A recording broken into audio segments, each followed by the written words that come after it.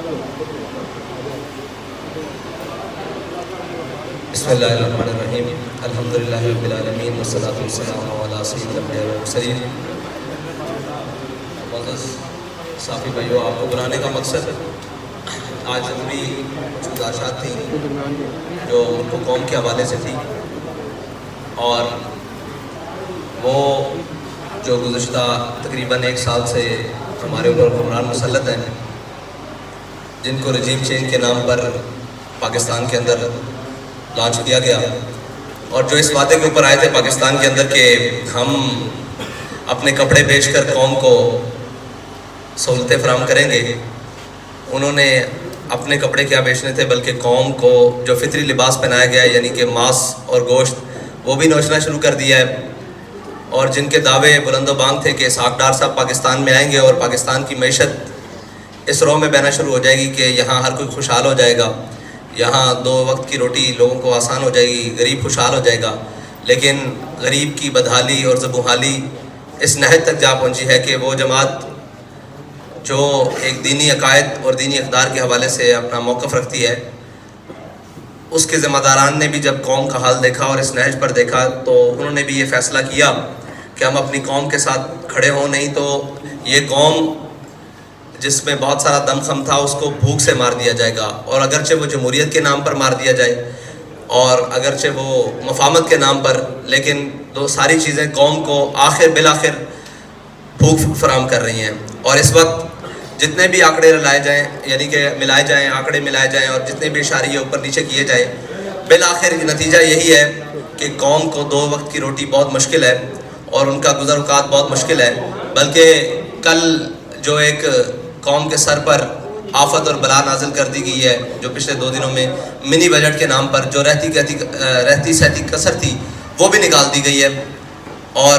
قوم جو آخری سانسیں لے رہی تھی بلکہ ان کی اب کفن بھی نوچنے والی بات ہے، اور اسحاق ڈار صاحب نے کہہ دیا ہے کہ اب جو مر گئے ہیں ان کے اوپر بھی یہ تو کفن اتارنے والی بات ہے۔ یعنی کفن چور حقیقت میں اگر کوئی آج کے دور میں دیکھے تو وہ ہمارے وزیر خزانہ صاحب ہیں،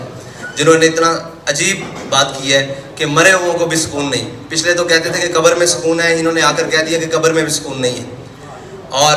یہ ان کی معاشی پالیسیاں ہیں کہ انہوں نے بجائے اپنے شاہی پروٹوکول اور اخراجات کم کرنے کے، بجائے کہ سرکاری اہلکاروں کی جناب مراعات کم کرنے کے، بجائے کہ اشرافیہ کے اوپر کوئی جناب بوجھ ڈالنے کے، انہوں نے آسان سا کام ڈھونڈا ہے کہ وہ بجلی، تیل اور گیس کی قیمتیں بڑھا کر قوم کا وہ بھی نچوڑ لیں جو باقی قطرے خون کے جسم میں باقی ہے۔ تو یہ بہت ساری طویل ایک داستان ہے، اس میں صرف آج کا نہیں، پاکستان کی عمر تقریباً 75 سال مکمل ہو چکی ہے، 76ویں سال میں داخل ہے اور وہ بھی کچھ ماہ تک مکمل ہونے والی ہے۔ 75.5 سال کا پاکستان جو ہے وہ آج 23ویں مرتبہ IMF کے دروازے پر پھر کھڑا ہے، اور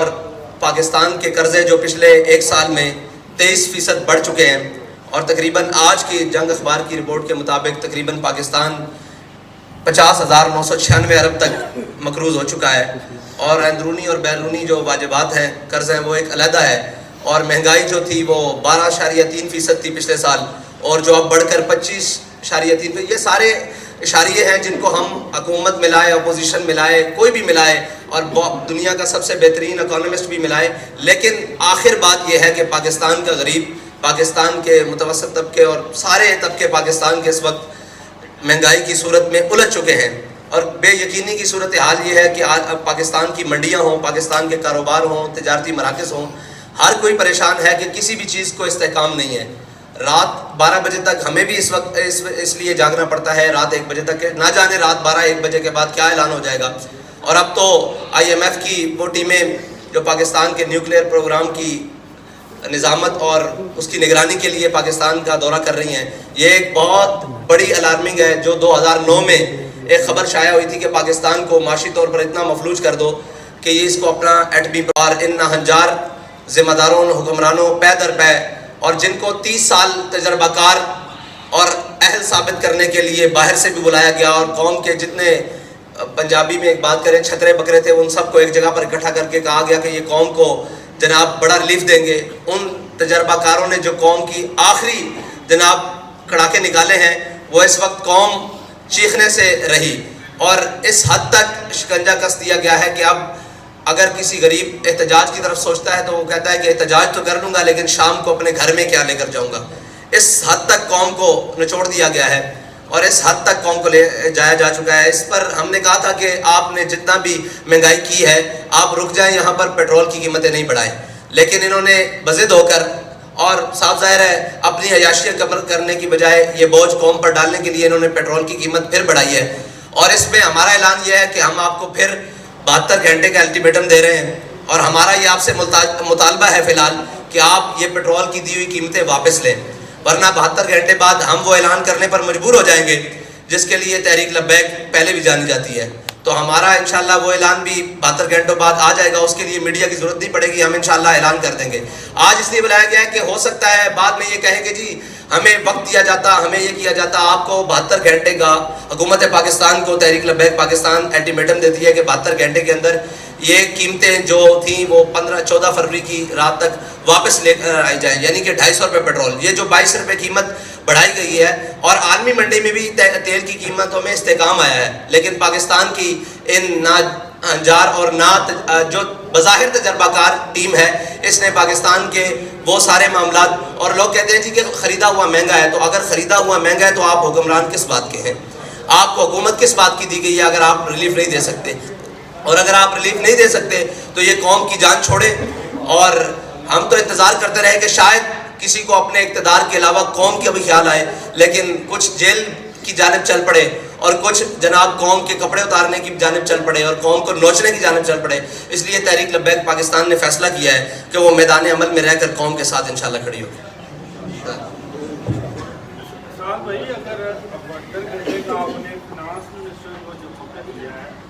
اب اگر نہیں ہوتا تو کیا پھر آپ کو نیا مارچ کرنے کا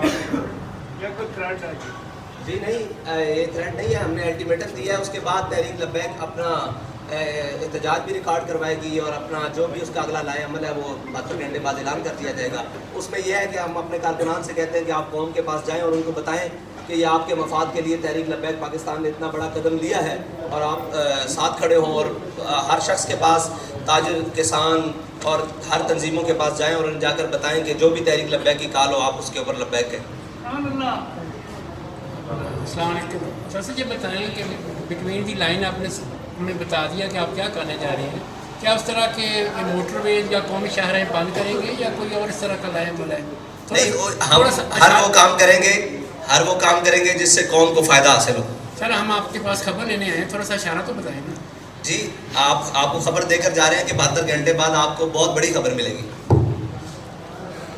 اور کوئی سوال؟ سعد بھائی, کیا آپ سمجھتے ہیں کہ موجودہ ملکی حالات میں جو اکانومی کی سچویشن ہے, ان حالات میں پیٹرول مہنگا نہیں کرنا چاہیے تھا گورنمنٹ کو؟ آپ کو نہیں لگتا ہے اس کے علاوہ گورنمنٹ کے پاس کوئی آپشن نہیں تھی, کوئی IMF سے ڈیل بھی نہیں ہو سکتی تھی؟ میں نے آپ کو قوم کے پاس, حکومت کے پاز کافی سارے آپشن موجود تھے, صرف پیٹرول, بجلی اور نام کے گیس مہنگا کرنا یہ آپشن نہیں تھا.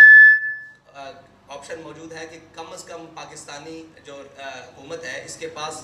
کم 1.25 لاکھ کے قریب گاڑیاں ہیں جو استعمال ہوتی ہیں, اور ہر گاڑی کا جو ڈیلی کا پیٹرول ہے وہ 50 لیٹر سے اوپر استعمال کنزمپشن ہے. تو یہ اگر اپنی شائع خرچیاں کم کر دیں اور مریم نواز صاحبہ کو اگر ڈپٹی وزیر اعظم کا پروٹوکول ختم کر کے 1-2 گاڑیوں پر گزارا کرنے پر کر دیا جائے تو قوم کی بہت ساری بچت ہو سکتی ہے. صاحب بھائی ایک میرا سوال ہے کہ 10 مہینے ہو گئے اس گورنمنٹ کو, اور جس طرح پیٹرول انہوں نے آپ کے ساتھ بھی بڑھایا تھا اس وقت آپ نے پروٹیسٹ نہیں کیا, کوئی اعلان نہیں کیا, نمبر 1. نمبر 2, اب یہ جو آپ 72 گھنٹے کا ٹائم دے رہے ہیں اس کے بعد کیا پورے پاکستان کے روڈ بلاک کر دیے جائیں گے اگر آپ کی بات نہیں مانی جاتی تو؟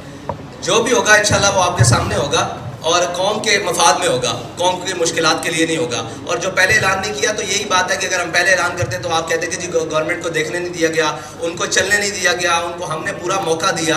اور پوری قوم نے موقع دیا کہ شاید یہ کچھ کر سکیں, لیکن انہوں نے کچھ بھی نہیں کیا. اور شاید یہ اپنے کپڑے بیچ دیں, شاید یہ اپنے اثاثے بیچ کر پاکستان کے خزانے میں جمع کروائیں, آدھے, پورے تو نہیں آتے, لیکن انہوں نے کچھ بھی نہیں کیا بلکہ مزید قوم کا نقصان کیا. تو اس لیے ہم اعلان کرنے پر مجبور ہو گئے. میں بتا چکا ہوں کہ ہم آخری حد تک دیکھتے گئے کہ پاکستانی کی حالت کیا ہے. جب ہم نے دیکھا کہ اس کے پلوں سے پانی گزر چکا ہے تو اب ہمارا میدان میں آنا پڑتا ہے.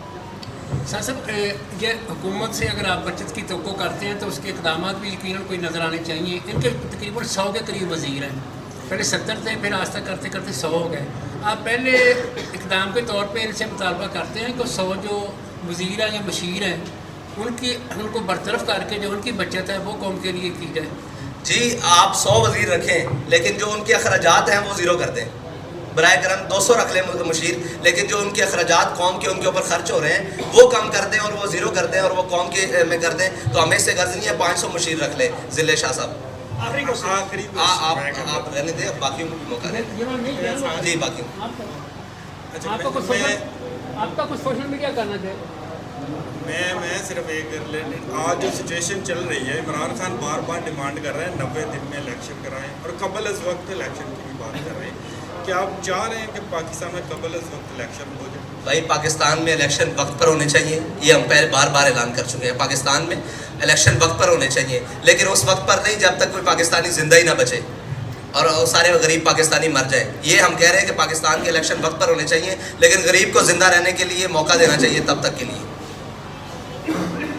بہت شکریہ.